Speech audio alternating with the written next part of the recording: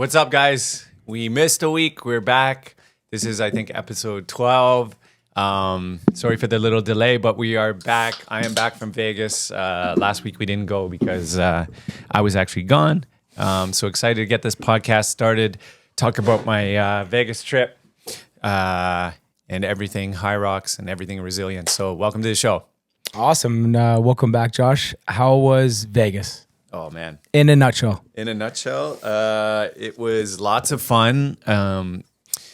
It's very cool to see everyone come out. And I'm just excited to keep doing things like that. Yeah, I was very excited to see everyone come out, everyone race, everyone beat their PR time.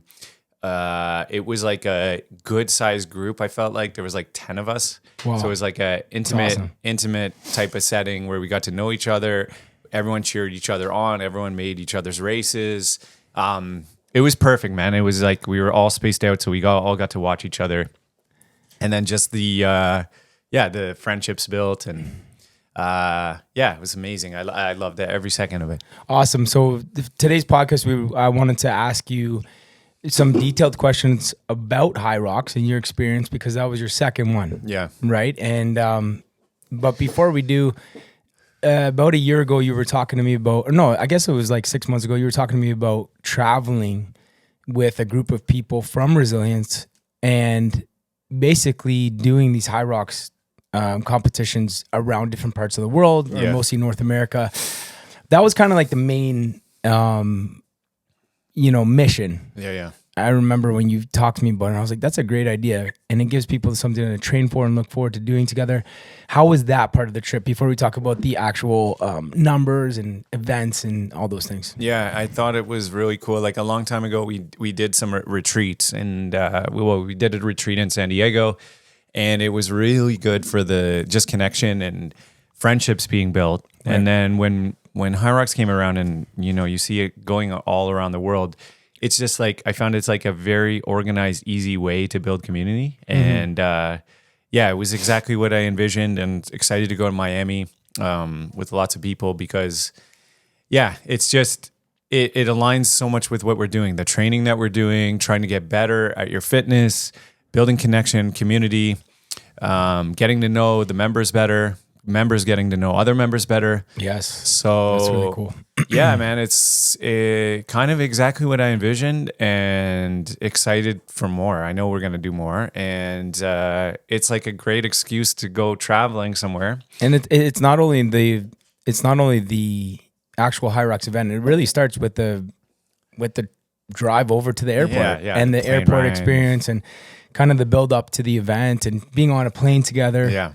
And, all of that, the whole experience. And I know you were the first one out of the whole group to actually do Hyrox when you got down there. You were the first person out of the whole group. Was that sort of a relief when you were done? It was like, hey, now I can really focus on the members and just be kind of like, hey, I'm done. I can be present with everyone. Yeah, no, definitely. Because like I was a little nervous going down, but just trying to beat my time. And then once I was done, you just feel like, now I can relax. Yeah. Now I can enjoy. So that was a blessing. And it was cool to see everyone and just cheer everyone on. So yes, exactly. I'm really happy that I went first on Saturday. We only had 2 other people go on Saturday. Most people went all on Sunday. So yeah, that was nice to get it out of the way, and then just be able to relax for the rest of the weekend. Nice. So, okay, let's talk about your actual Hyrox experience. I want to get into the itty gritties of the actual zones and stuff, but before we do, you beat your time. Yeah. You've done 2 Hyroxes now. You're 2 in, and your first one was 121. 121. Men's Open. It's a great time.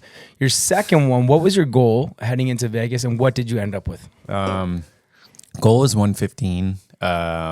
And I got 118. Okay. So I didn't meet my goal, but I did beat my time. So it's by like how many minutes? By 3 minutes. That's great. Fantastic. Yeah, I don't want to make excuses, but I'm going to start.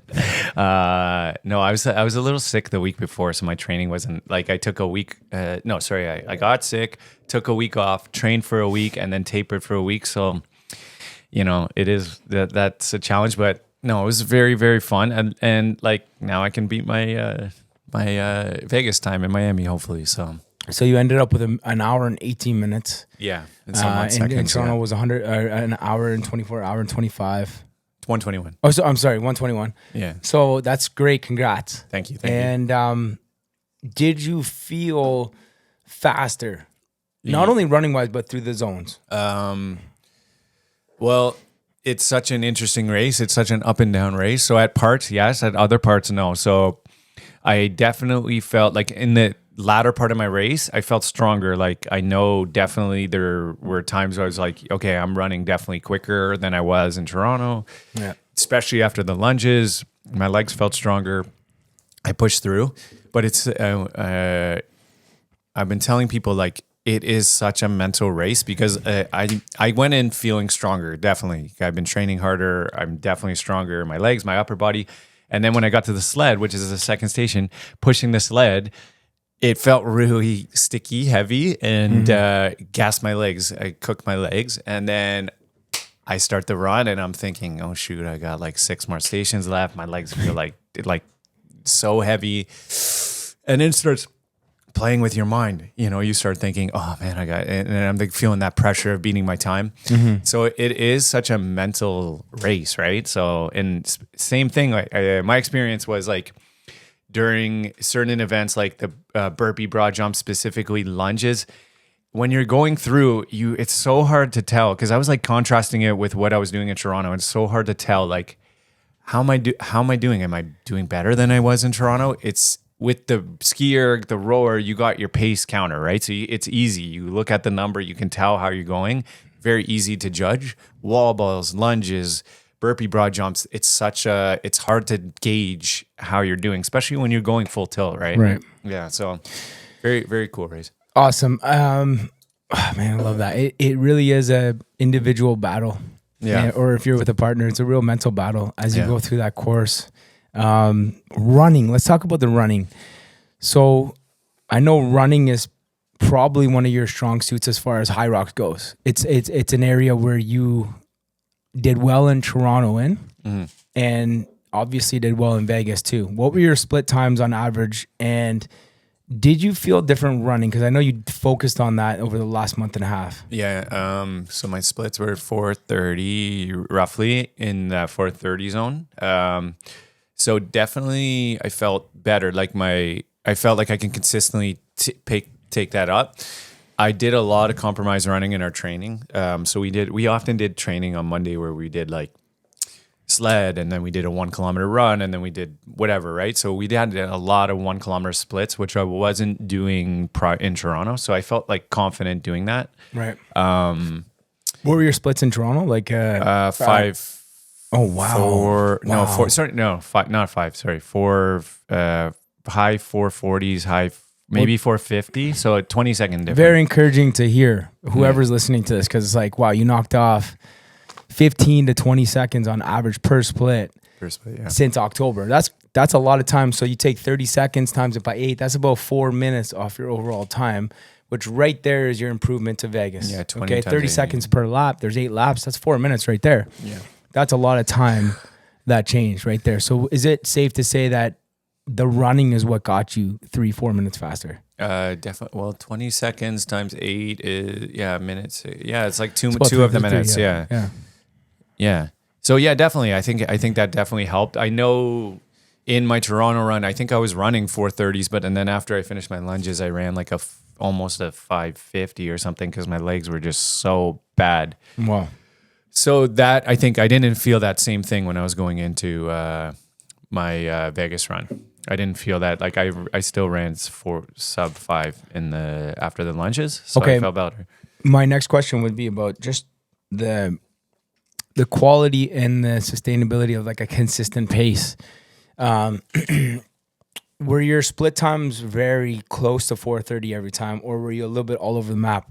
Maybe 1 or 2 of them super fast, a couple of them slower in the 5s, or were you pretty consistent across the board? No, for the Vegas, I was like very consistent across the board. Felt pretty good running. Okay. I mean, it's a grind because you're pushing yourself up as much as you can, but felt like I could maintain that speed and I was maintaining the times. So yeah, I could maintain that pace for the full 8. I think I pretty much was in maybe like 10 to 15 seconds off in every split. When we were talking on the phone, when you were down there on the Sunday, I think you mentioned it a couple minutes ago, but out of the sled push, you were just like, oh, shoot. Yeah. There's something, like I got bit by something here. I think How did you rebound from the sled push? Yeah, it's interesting because it's, like I said, it's such an interesting race. You're contrasting so much with your previous race, right? And I was like, okay, I feel a lot worse on this one. Looking at my splits after I finished, I think like I could have, you're like, oh, I got to beat my time. So I was like really like pushing the sled. And in hindsight, I could have probably rested a little bit more in taking some breaks. Yeah. And I got back to it. But you're so concerned about, keep going, I can do better, So it's definitely not only like a physical feat and obviously a mental, but there's a lot of strategy, I think, going into the race, and you learn something new as you do it. Like I think I would approach it differently the third time, and I'm going to approach it a little different in Miami. I'll probably take a little bit more time on the sled. I'm going to practice my rope pulls because I just felt like I was tired tripping over the rope. So there's a lot of strategy, I think, as well. It's mental, it's physical, it's strategy. And that's what I think makes it so cool. So if there was, I love to ask these questions because it helps people just take away little nuggets. What are 2 to 3 things that you would change for the next Hyrox event, whether it be your training or just how you approach a certain part of the race or a particular exercise or a zone or the running or even your training? Like, what are 2 or 3 things that you would really change? In fact, you have to really make that change now because you're going to Miami in very soon, 2 months. Yeah, I think help definitely strengthening my legs, because it's so important that strength on the sled and stuff like that is very important to not gas out and gas your legs out. I think I need to practice more with the rope. I don't do it that much. So my technique and all that stuff and tripping over the rope and when I'm tired is definitely a thing. And then I think going into the race, I think there's elements of like scaling back a little bit for maybe sled push, and then really, really, really trying to pick up my runs, because I felt like I could have maybe given a little bit more on my runs. So I think that's how I would approach it. Yeah, it is a very strategic sport because even on something, for example, like the rower, okay? Yeah. If you're rowing your 500 meter pace at, say, 150, and you could do 150 per 500 meters, say that's your pace. If you try to push it to 140, because you can hit 140, that could actually mess up your next 20 minutes of your race, because that 10 seconds that you'd be saving could actually throw you way off the deep end. Yeah, that's where experience comes in, and talking to people, and because even the pros you're hearing, they don't really kill it on the skier or rower. Right. That's what I mean. Like, what is the best ROI? What's the best return on investment as far as being able to push a little bit more and make up some time with it without it going off the deep end? I think it's such a running race where you make up the most time as your splits, I think, because you do it 8 times. Okay. And if you're running that much, that's where you can make up the time. You make up a little time in the rower, and then you sacrifice the run. It's not good. So I think there's a lot of time to make up on the rower, and then the mental ones like the wall balls, the lunges, the burpee broad jump. That's just like how far you're willing to take the pain and stuff like that. But I think you should have an idea, like strategy-wise, I think you should have an idea of what your splits are going to be on the skier and rower, and have a good idea of what you're going to stay within that. Parameters. So for me, it was like 209, like around there, 209, 210. And like for me, I'm happy with that because I'm not very good at the ski. I'm okay at the skier, but not that great at the rower.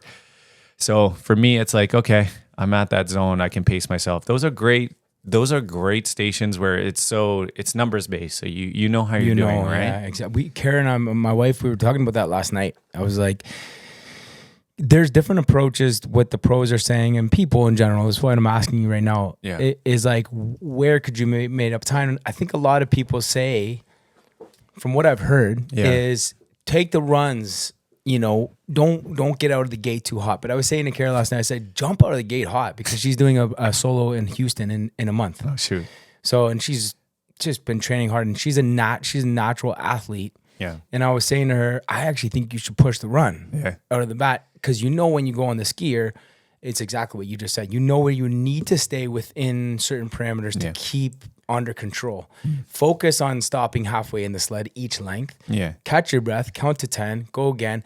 But the runs, push it. Because you might feel really good on a certain day, and some days maybe not. But the run is just like, man, go for it. Yeah. You need to stay within your parameters on the running too. Definitely. But depending on what type of athlete you are, where you're at, where your strengths are at, I said rip it on the runs, like go for it. And then really control what you can control with the sleds. Just like you said, like on the ergs, you have actual numbers in front of you to keep you within certain zones. Yeah. Now that might be controversial for a lot of the people that are saying, ease into it, take a run, find your flow, all that stuff. Most people are saying that. What would you say to that? I think you're right to give her that advice. I think it's Kara's first solo race. It's going to be hard for her. She's going to have adrenaline. Right. The music is playing. They got the Chicago Bulls countdown going. You get hyped up. It's hard Kara's been an athlete. You start to feel that feeling again of the competitiveness. It's hard to pace yourself at the beginning. She's going to have a hard time anyway, so she's probably going to go out the gate hard anyways. But yeah, it's good advice. If you know the skier, you got to know that, like, you can't scale it down. But I think that's good advice. She's going to feel the adrenaline going anyway, and that adrenaline is going to. Because if you think about it, if you think about it goes the skier, it goes the sled push, and the sled pulls. If you actually give yourself that, hey, I gotta be in between that 210 pace, that 215 per 500 meters on the skier, whatever it is for you. And then you rip it on another run, and then on sled push, you have to stop. This is Kimmy and Kara's approach. On the sled push, no matter what, stop halfway each length for 5, 6, 7, 8 seconds. No matter what, even if you're feeling lit, if you're feeling amazing. I should have done that, but I did not. But stick to those two things, come back around, rip it on the run. Yeah. Because I think your runs can almost get faster and faster if you're feeling good that day. Yeah. Because you're just, you flow. Even at Resilience, a lot of people say, in a workout, that was my last set. I might have been able to do better if it was like at the beginning of the workout. But I always think the opposite. Like by the end of the workout, it's kind of when I'm peaking. Yeah. It's kind of like I'm warm. It's been 40, 50 minutes. It's ready to go. Yeah. It's the same thing in the race. It's like you should be almost getting faster and faster with those runs. That tail end. That's for me though. Everyone's different. And this whole strategy goes completely out the window with doubles. It's totally different. Doubles, I'm excited to try a doubles because I know that one, you can push everywhere. There's no place you can't push. It's a totally different race. So you've done doubles. Yeah. And you're going to be doing doubles again in Miami. And now you just signed up with your dad. So how are you feeling about that? Feeling so good. My dad and I are doing a doubles in Houston, Texas. You may hit the podium with your dad. I don't know. Shout out to my dad. He's 64. He's going to be 65 in June, and he's probably the best shape I've ever seen him right now. Yeah, he just hit a really awesome flow. He's got 3 grandkids now. He's got the place to train. He's training in my classes. He's training with Patient. He's got all the tools around him that he needs to do well, and he's just kind of taken that by the horns, and he's really stepping into eating better. And so I'm like, yo, Dad, let's see what we can do. And he's like, oh, let's go. So we're both kind of like, my podium. So he's 64 and I'm 38. So we're actually in the 50. No. We're in the 50 something category. Yeah. Oh, you can podium then. Well, I don't know about that. Chill. We're on the podcast. I don't know about that, but I do think that we have a chance to maybe do the best we'll ever do together. Yeah. Right now. Yeah. So, have you talked strategy with your dad yet? Not yet. No. Not yet. We're both very feel guys. He's probably more a strategic guy than I am. Yeah. So we'll have to kind of go over some ways of doing it. For me, I think if he can stay steady with the runs, and stick with me, I think we'll do okay. I think we'll do well. I have a number I want, but I'm not ready to say it yet. I mean, I think if we are under control and we're both feeling good that day, I think we could maybe get a sub 110. 110, okay. A sub 110, which would be really cool for like me and my dad. It's cool. Sick. It's a cool story. It's a cool experience together. Yeah, no, that would be. I think you guys can do it. Yeah, I think so too. Has he been doing a lot of running? Not really. So that's kind of like the problem. Just kind of doing the resilience classes, which there is a lot of running in it, but not like It's got to go out on those long, those long steady states. But he has been going to Endurox with Laney's class. He's been going every Thursday night, I think, and I think that'll help him a lot. Yeah. And when are you gonna do a solo? Hopefully Miami. I didn't know that Miami was 1 day event, and the priority it's just 1 day. So I signed up for pro solo and then one with Kara, but the priority and the commitment was already to do it with Kara. So when I brought the pro ticket, I realized, oh my gosh, it's on the same day. I think that might ruin my body at this point in my life. So the solo, if there's one in Houston the day before or the day after the doubles, I'll do it. If not, I'll try to go to Atlanta or something. Wait, you have the ticket? Yeah, it's a long story. But what if you race pro first? It's pro second. It's in the evening. 100%? So yeah. So it's like. So you're gonna do it though? I don't know. It's a long story. I'm in the middle of making some decisions. So. So everyone pressure handed. No, that's definitely gonna be a challenge. I'd love to. Like, I'm ready to do pro. Patient and I have been training for that, and like it's been a focus of mine. But I think like as that first time doing it after I do 2 hours prior. Yeah, that's. I just think it's not the wisest thing to do. Maybe if I was in my 20s, but I'm not. So, well, anyways, we'll see. I'm just taking it one day at a time. How did you feel when you finished the Toronto one? Like, did you feel gas right away, or the Toronto? Did you feel like Hyrox, you could run? To be honest, was one? a total massacre for me. I was not prepared. I didn't eat that day. I made so many mistakes that I was like, I can't believe I did those things. Yeah. So it was just not the best experience for me, to be honest with you. Okay. But I'm ready to. Me and Kara got some big goals for Miami. Huge goals. Yeah. That's good. Yeah, we want to get close to the 1 hour mark if we can, or just like between 1 and 105 if it's possible. I don't even know, but we'll see. Gone are the days where you can do. I used to play 3 games in one day, exactly. No problem. But I don't know, but maybe better the same day than the next day. The next day you're mashed up. Like if I tried to do like another one in Toronto when I did it, I just think I wouldn't be able to last at all. So yeah. So we'll see what happens, man. I'm just focused on Houston right now with my dad and watching Kara the next day doing a solo. So I think she's gonna. I really am excited to watch my wife race just because she is relaxed and she's in the best shape I've ever seen her, and she's gonna smash. She's gonna smash. Yeah. I think you guys are gonna do really well. Do you have a goal time for you and Kara? Yeah. I just said it 1 minute ago. I didn't hear between like under hopefully 105. Okay, that's a good We're time. We're gonna try to get there. And I know you called me from Vegas and you said, no, we should do a doubles together. I think we can get below. And you said something. Yeah, you want to talk about that? Yeah, I think we can. I don't know. I'm watching the doubles events. It's such a different event, and I was like, I think we could get under 1 hour if we did it together. It's just a different. You can save so much energy on like the burpee broads, the wall balls. You can push through that harder and then recover and then really push those runs. Yeah. I don't know. Do you think we could run 4? An hour, we have to do sub 4. So we would have to be I think moving. So. Yeah. I think so. And to bring it back to resilience as a business, I think this is such a great window of time we're in right now because a lot of people in our community are really into Hyrox.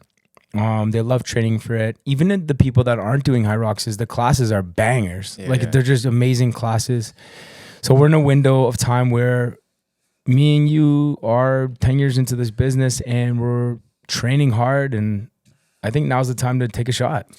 Yeah. Let's talk about that for a second because it's very interesting. Like me and Andrew have been coaching the Hyrox classes and you just see, I was talking to you on the phone and I was saying like, even for the people that aren't doing Hyrox, I feel like there's so much, it's kind of shifting the culture a little bit in the classes there's like a gritty, get it done. I want those hard classes. I want to work hard because even if there's certain people doing it and working towards a goal, it kind of impacts everyone else, right? Even those that aren't doing it, there's just this shift. It's contagious. It's very contagious. Yeah. Which I've been really, really, really, really enjoying in the last, and I think that's like continuing to build. Seeing everyone PR that went from to Vegas, it just has a huge impact on people's motivation. I know, Tim is excited to get back and train. I know Sam and Trish. I know all those people that just PR'd. It provides that motivation, and that motivate. And when you do that collectively, it changes the culture. Yeah, I think when it comes to resilience as a whole, these classes are great. I think with East York, it has a very similar feel to maybe Survivor. Yeah, Survivor kind of has that feel. People are pushing really hard for that hour and a half. Usually, I mean, it's been like that for many years. Yeah. And in Durham, I think the Hyrox classes on Wednesday and Sunday they're like I said a couple weeks ago, they're almost like events. They're intense, and people come to play, man. And they like it when the harder it is, the better it is to most people, right? Yeah. They want that push, which is awesome. Yeah, it is. It's been great. It's people I'm thinking about all kinds of fitness levels too. There's a lady, her name's Megan. Shout out Megan. She just started resilience maybe a month ago, and she had just been strength training for many years. And she wanted to start moving her body, getting some conditioning in. And she was at the Hyrox class on Wednesday night. Nice. And it was so cool to see her complete the class and work through that 75 minutes and be focused. And then there's people like Caitlin and Dan, and they're just explosive. And just seeing Caitlin and Dan do burpee broad jumps, it's just like, I was like, wow, these guys are like, they're flying out like cannons, like, and they're just going after it. And it just is an atmosphere for sure. So it's been awesome. Makes you want to train, right? When Yes, you see that? yes. Seeing people train makes you want to train. So Yes. that's why I like the culture shift. It's like, it's motivating, My father-in-law comes in and he says that all the time. It makes me want to train when I see these guys like going hard. It's very inspirational. Yeah. Yeah, so it's very important, not that me and you have to be the best ever at Hyrox, but we're leading and we need to be all in, which is what we're doing. We're training hard and we're having fun doing it, and we're traveling. Just came back from Vegas. I'm going to Houston. We're all going to Miami, and it's the future looks fun and bright. Yeah. Yeah, it's very exciting for sure. It adds another element to resilience of competition and excitement and training hard. Absolutely. Yeah. Absolutely. Yeah. How are you feeling with like, you've obviously taken a huge load on recently in the last 6 months, like training more. Mm-hmm. How does your body feel as you're getting close to 40 in terms of like, how are you dealing with that? Because it's hard as you get in there to keep pounding away and keep pushing. So tell me how you approach that.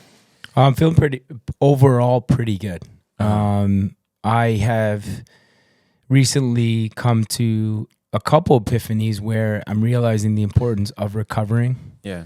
And even just prehabilitative exercises are coming in a little bit early. Like we just finished a session, you, me, and patient, and I went for a run before, and I found that helped. Yeah. Because gone are the days where I can just kind of hop into a workout and just kind of hop in and do the best I can do. So it's like warming up an old car. I love that. Yeah, exactly. Exactly. And same with recovering. I find the recovering is mostly prioritized through nutrition. Yeah. What I'm putting into my body after. So I'm just, I got a bag. I just had a baggie. I have this cup here, and I'm traveling. I'm in Durham right now from East York, and traveling with baggies of protein and the things that I need to recover properly. Because I know if I don't, I really feel it, to answer your question, if I don't prioritize those things.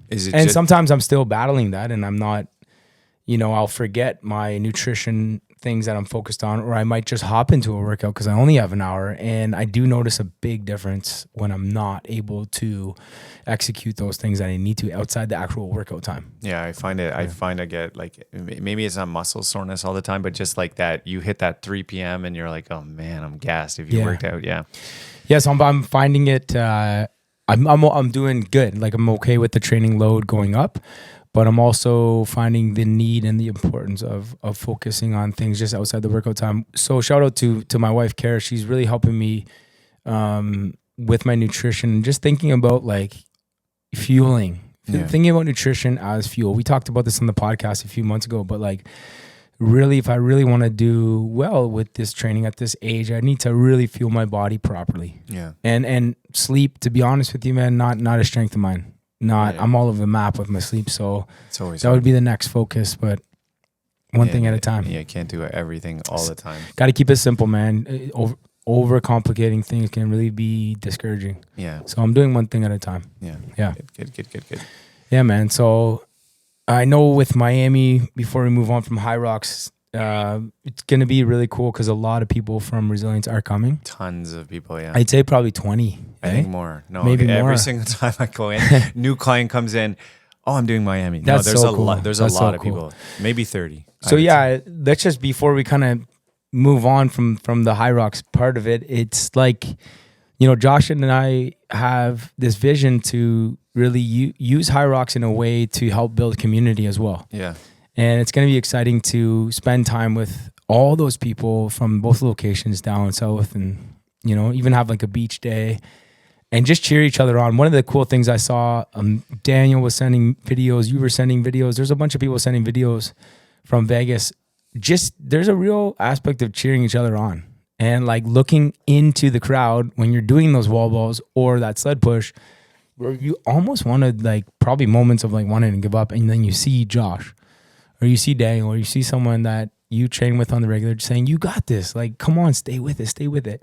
And I think there's going to be a lot of people in Miami experiencing that. So we're like, when's Renee running, or when's Josh running? When's, you know, Patient run? So we know when each other are going, so we can be there on the sidelines cheering as the people are going through it. It's very cool.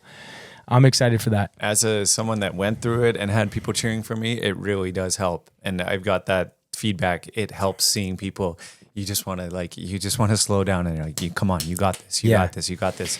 So yeah, Miami's going to be so fun. And it's undoubtable, it's unquestionable that when you get back from something like that and you get back home, there is a bond that is deeper. Yeah. And just with those people that you might really not know before that trip. Yeah. So there's a bond, and that goes a far way. T-minus how many days? 60, how many more days we got to train? Something like that, yeah. 60 days. That's so a good time for me. Are you coming to Houston with us? That I don't even know what it is. We'll have to I haven't talk about that. Get some coverage. Yeah, we'll have to talk about that. I'm just going for 48 hours, 2 nights. Okay. Friday, coming back Sunday night. Gotta run it by the wife.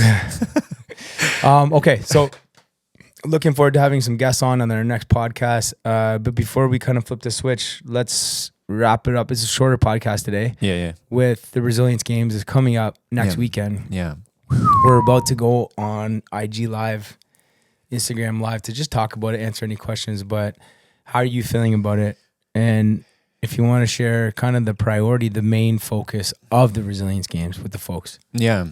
Really, the focus is to bring everyone under one roof. Yes, it's a competition. Yes, people are going to care who wins the events. It's going to get competitive.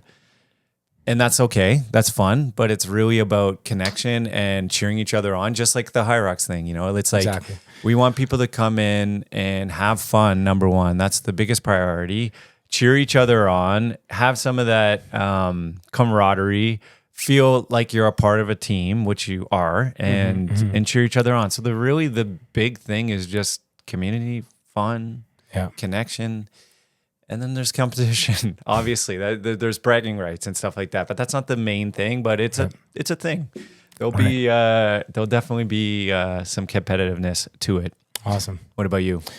Same thing, man. Just kind of bringing people together. I think that the feeling of people wanting to smash each other is coming from a place of the unknown. Yeah. So people in Durham don't know the people in East York, and vice versa. East York don't know Durham, so they just kind of see each other on Instagram, and there's this rivalry, a healthy rivalry, I think, so far that it's kind of been created. But I think when people are together, all that's going to knock down, and it will be competitive. But everyone's going to realize, like, we're one family, like we're all in this together. So to see that naturally unfold is what I'm expecting and hoping for. I can't wait to see Cena. You're going to wear your powerlifting strongman. Cena's going to get serious. It's going to take him. Well, maybe he's not feeling it yet, but as soon as he gets into that zone. We got to talk about how the coaches could participate, because there's certain parameters, but we definitely want to see some big deadlifts from Patient. That's for sure. That's for sure. It'll be good. Yeah, it will be really fun. And excited for it next weekend. And excited for the social event Saturday, tomorrow, man. That's going to be really fun. Yeah. Shout out to the social community. They're a huge help planning everything. I'm really excited for that too, because that's important too. I know, how many signups did you say there were? Renee said there was 36, or Diane said there was 36 last night, which is like, whoa, that's a lot. Yeah, it's gonna be a lot of fun. Same thing. It's just just get to know each other more. Have fun together. So I'm excited for that too. Yeah. In closing, kind of last topic I want to go down before we shut it down is how are you doing as far as pushing the envelope with the business and rolling with the punches and adjusting on the fly and raising a family and doing all that at once? Terrible. No, I'm joking. I'm really, really, really, really enjoying it. More than ever. It's stretching me so much, which can be challenging, straight up. It's a lot. In terms of like entrepreneurship, I've said this, I've talked to entrepreneurs, like I had a great meeting, just to hang out with someone the other day that's been an entrepreneur for like 30 years, accomplished so much, but it takes a lot of you, and it takes everything. It takes a lot, and it is challenge, but I love it, and I wouldn't. It's forcing me to grow, and I'm loving that, and I'm enjoying where I'm at so much, and I'm ready to keep going.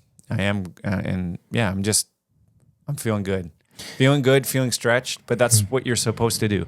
It's an uphill climb always. If it wasn't an uphill climb, it wouldn't be worth like hiking for, Where are the moments where you're able to pause and look at the community and the business as a whole and appreciate it? For me, sometimes that is, I need to be like stopped to challenge, because there's so many things that you want to, as an entrepreneur, you want to accomplish and you want to get done. And sometimes you feel like you're in a zone where like you can't do it right now. Everything you want to do, you feel stuck, you feel frustrated. Mm-hmm. But when you look back at like how much has happened, it can be like, wow, holy smokes. You know what I mean? Mm-hmm. But then there's that ambition to keep moving forward. So sometimes that can be a challenge. But when I do stop and pause for a second, I am proud of what we've done. Yeah. Nice. What about you? How does that? Do you feel that every day? I know you're just like me. You're ambitious. You sometimes you have a vision of what you want, and it's not exactly where we're at. Mm-hmm. So how do you deal with that? What's the question? Like you said, do you ever stop and appreciate like what's going on? How is that for you? Yeah,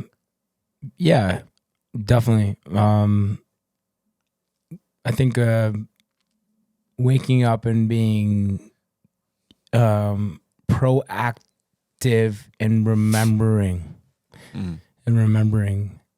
And I think that brings a natural gratefulness and thankfulness for all the things that have happened, whether they've been challenging or, just great blessings along the way that we have like, wow, how did this happen? Yeah. Remembering the journey and remembering each year kind of the progression and the things that have come and the people we've met. Yeah. I'm so thankful that like I've actually been able to work out through this whole journey of running a gym. Yeah. 10 years of like great workouts and continuing to progress in my fitness journey. So I think waking up and being like consciously aggressive to remember has helped me consistently enjoy and appreciate where I'm at. Yeah. Because it has been a journey and God has been so faithful. Yeah. And there's been so many great moments where I've learned a lot, and there's been so many incredible things that have happened that really I have no business experiencing, but it's like, wow, this happened. Like, wow, this is amazing. Like I remember Monarch Park days, man, and we were battling to share the studio with 3 other fitness companies. Yeah. And this is something that I remember often. I try to, because it really allows me to be so thankful for where we're at. We used to share, we had this little fitness studio that was, I would say, about 250 to 300 square feet. You think that's small? Yeah, it was maybe small. 350, maybe. And we would run these classes when we first started, and it was Tuesday night, Thursday night, and Saturday mornings, 1 hour each time. Yeah. And we had to be out 5 minutes before that hour ended so the next fitness group could come in and take over the space. Yeah. So there's zero branding, zero time to get to know our client. Like everything was on the fly. Yeah. And we were basically not battling, but we were sharing this space at prime times with people. And I just remember like we would do these agility drills with the ladders and we would be out front while this other class is going on. It was wild. Chaos, yeah. It was wild. But back then we were excited to do what we were doing. Yeah. And I still feel that same passion, that excitement. So I remember I'm like, oh my gosh. And then we got morning classes and then we got some more evening slots, and slowly and progressively things happened. I remember we first hung up our first resilient sign on the white cinder blocks in the studio. It was a resilient sign with the tree. Oh, yeah. And we painted it on. We got a logo person to do it. And so exciting, man. And I would, like, sometimes I walk into Durham. We were in the back room today, meet you and patient, and I'm looking around and I'm like, man, wow, this is crazy. Like, Jason was back there working out. We were all back there just working out while there was a class going on next door. It was like, this is awesome. Like, wow. Like, I love it. I'm thankful. But it's not always like that. I don't always remember those moments. But yeah. The funniest thing was the bouncy castles. Oh my gosh. You want to tell that story? Like, in these podcasts, this might be a soundbite. You should tell that story because back 10 years ago. I'm trying to think if we had the back room. Let me tee you up. So we had this 350 square foot studio, and there was a back room, which was essentially a janitor's closet and a place to put a snowplow. Yeah. Oh, yeah, and we saw this back room as an extra 60 square feet where we could put one more station. Yeah. Because we were growing and we wanted more space. And there was a snowplow back there, slush every day. Oh, yeah. Be slush back there, snow. And we just wanted to put some turf down. And there was the bouncy castles where this dome would bring out bouncy castles and give kids this bouncy castle experience on holidays or something. So they were just lying there, taking up an extra 30 square feet. Yeah. So what did we have to do, and what did we grind to do? So the back room was so many stages of pushing the envelope and trying. So it started with, we had no back room. We just had our front studio. And then I can't remember all the stages. I'm going to get them wrong, but we taped off a little piece on the track that we fought for so hard just to get some extra square footage. And we fought and got the time. We got that. So we had that. Then we were like, we need more space. Just like Andrew said, there was a back room with a bunch of crap in it and garbage in it. And we fought and got them to allow us to take like a half the room. But there was a plow back there. So, and then we bought turf, put it out the turf. And then we're talking like 40, 50 square feet. Yeah. Maybe the size of where we're doing the podcast. And what's so funny is when these things happen, we were just so happy because it was a progressional step in the right direction, right? So it was like winning the lottery, like getting this done. Because when we say we fought, it sometimes took, like, these things took like months sometimes to figure out, and it would meetings and how are we going to do this. And then there was a plow back there. So we were working out, and we had the front room, we had half the back room with turf laid out, and then there was a plow with all this, like Andrew said, all this slush. And then we fought. I don't even know how we got the plow out, but then the plow was parked beside Monarch Park. We convinced the owners of the building to let us. They didn't want to park it outside because the temperature would seize the plow. So we had to talk to the landlord or the owner of it and say, like, the plow's going to be okay. We'll lock it up every night. We'll close the garage door. Yeah. It was freezing cold, -10 in that back room. God bless the members. They got back come in there with hats, mittens to morning classes. Anyways, it was definitely a grind. And then we had all these bouncy castles, like 10 of them that they owned, and it was all in the corner. And we fought. And they're like, if you want to take them, you can.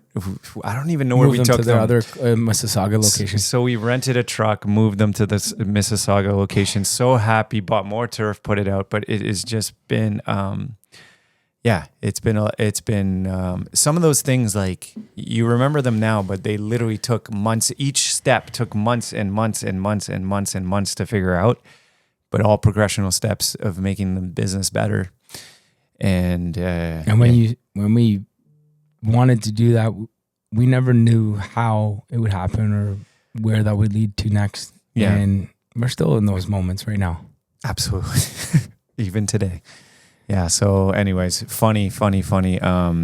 All those things. It's just funny looking back because sometimes those things are like a blur of a memory, but at the time they're like so important to you because you're just trying to go to the next step and move the business forward any way you know how. And it takes sometimes a lot of effort. It was like a lot of red tape, a lot of effort, but it's just, yeah, it's fun to look back now and see. It's really hard to unsee something. Once you see the next step or something that you really believe and you're convicted, this is the direction I want to do and this is the move that I want to make. And I see this increasing the joy of our members' experience. And you see that little window and you say, man, that's we got to do that. I can see people enjoying this even that much more. Yeah. We're always trying to bring that experience to our members. It's hard to unsee it. Yeah, it is. Yeah. And that's, I think, where the passion and the drive and the determination to do it comes from. Yeah. And it's very hard to shake off what you see. It's very hard to put it to the side when you're so passionate about something and believe with all your heart that this is the right step to take. Yeah. It's very hard to shake it off and put it to the side. And in that fact, gets compounded, I feel like, because of all the history, all the things that you've done to get it to this point. I feel like it fuels that fire even more. Yeah, man. So, AKA the snowplow, the back room, Monarch Park. Driving up or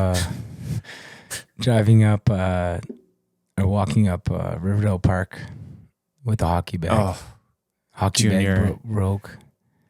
Anyways, lots of moments. Yeah. Yeah. Fun times though. Yeah. So I think that's it for today. That's a wrap. Thanks for joining us. Today was a great day. Kind of just talking about Hyrox, talking about different things. Excited for Miami, excited to keep training, guys. Let's keep it going.